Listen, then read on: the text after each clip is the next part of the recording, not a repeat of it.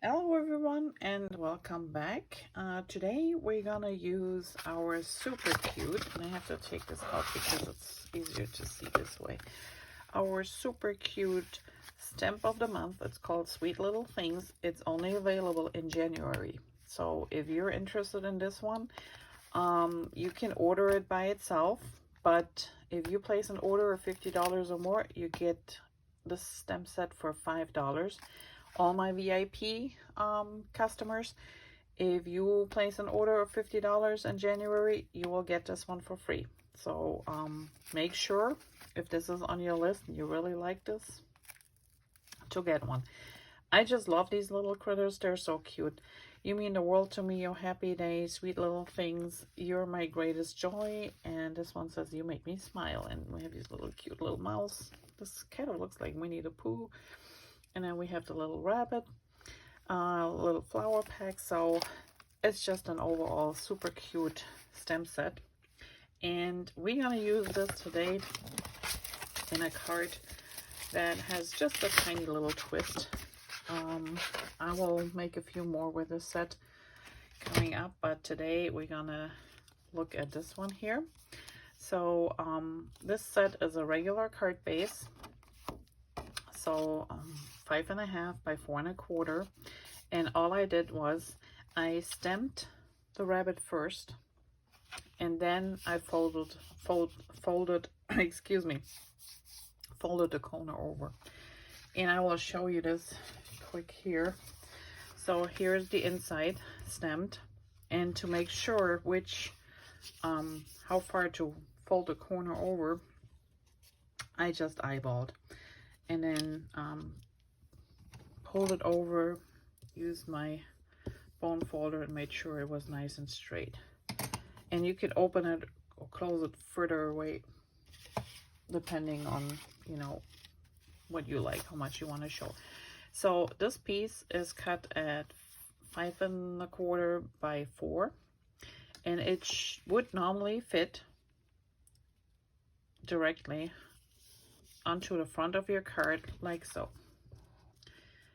Right now, how do you determine where to cut for this?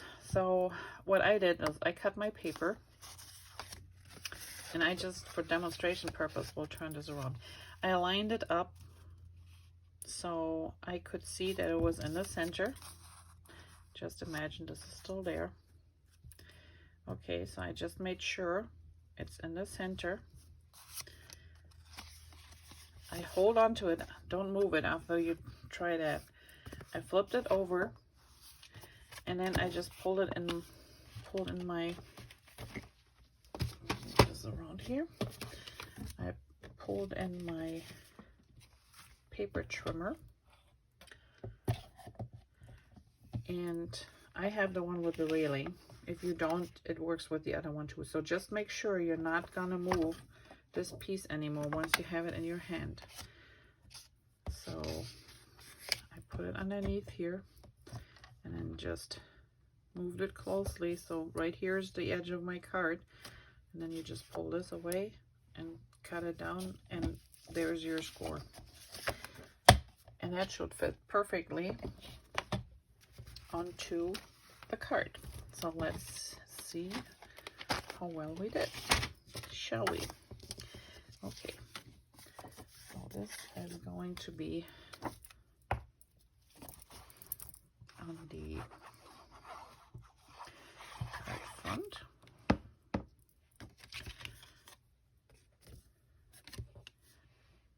And again, just trying to make sure it's evenly spaced. And that fits nicely in here.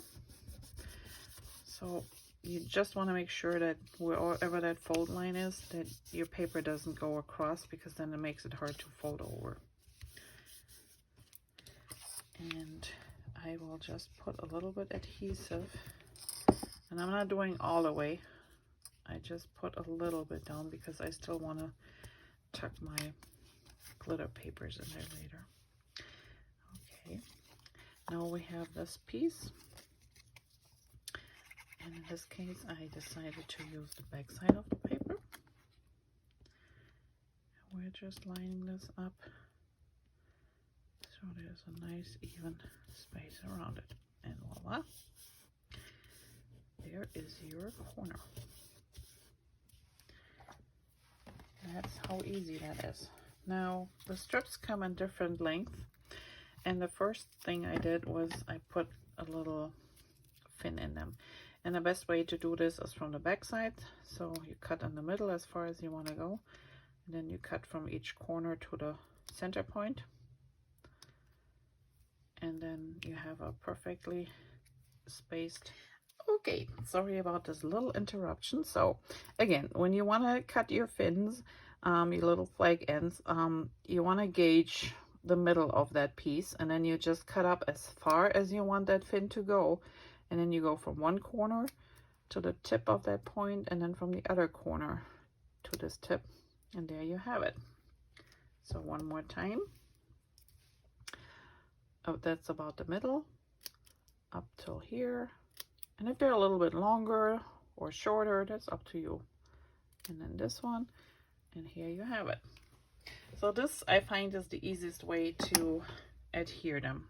Now let's see if we can tuck them behind. And if yours is shut down like mine, I didn't go far enough, that's okay. We just shorten them. They're gonna disappear behind the, so this one will fit in here. This one, not so much. So we just trim off a little bit. And, oops.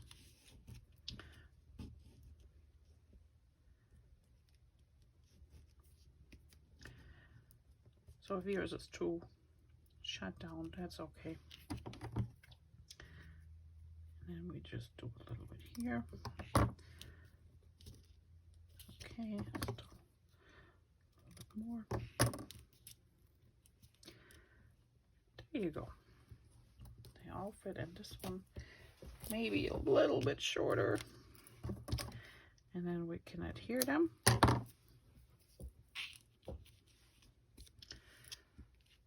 So this looks good.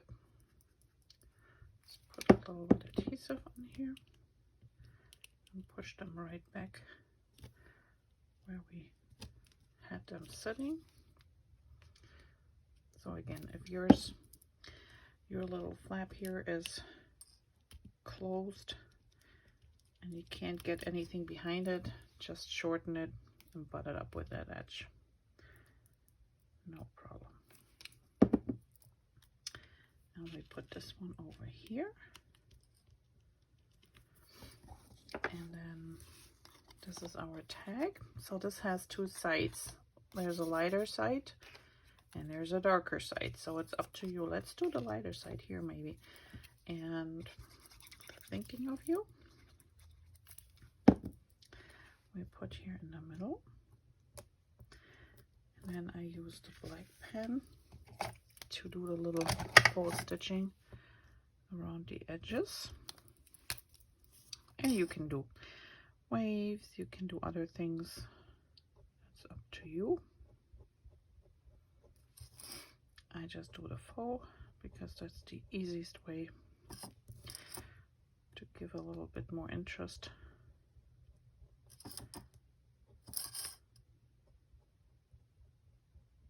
Okay. If you wanted to, you could also went around the edges of the bracket here. That would be another way to do the stitching. Okay, this one is raised, so we need a few little foam dots.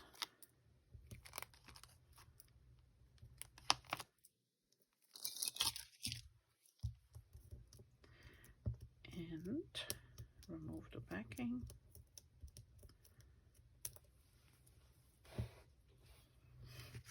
And then we just position it about here. And on the inside, I did a little bit extra doodling.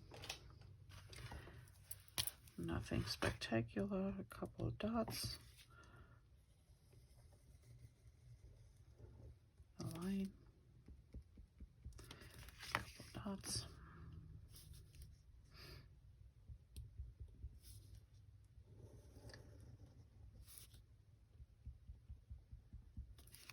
And this is all hand drawn. I mean, you can use a ruler if you want to, but you know me. I don't mind if it's a little bit off. And then we just do a few here. And there we have it.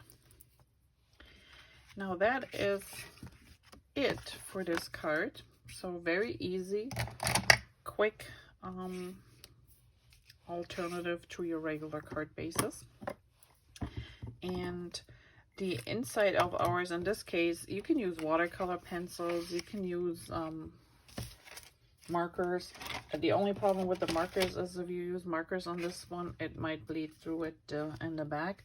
So I just took some browns and just gave it a light coloring here, and just use regular pencils to color in. I like to use really light pressure, so I don't have a lot of streaks that I can see from the pencil. What you could do is go like I do in little sections up and down. That way it looks more like the fur. And let's do his head.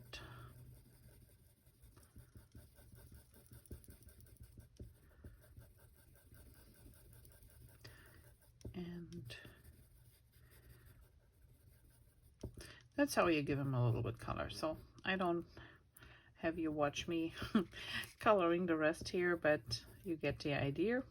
Just grab yourself a couple of pencils, and you can use our Close to My Heart watercolor pencils just as a pencil without the water if you want to, or you can use later the brush with a tiniest little bit of water and go and activate the color. It's up to you. And if you want to know more about the watercolor pencils, stay tuned. There's one more very darn cute card we're gonna make, and that one I will use the watercolor pencils. So make sure to tune back in and see how they work, because they're really great. And like I said, like strokes, and if you feel like one side needs to be a little bit darker, use a little bit more pressure and go over it. That way you get a darker shade.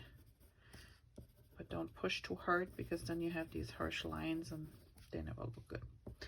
All right, that is it for today. I hope you had fun and enjoyed it.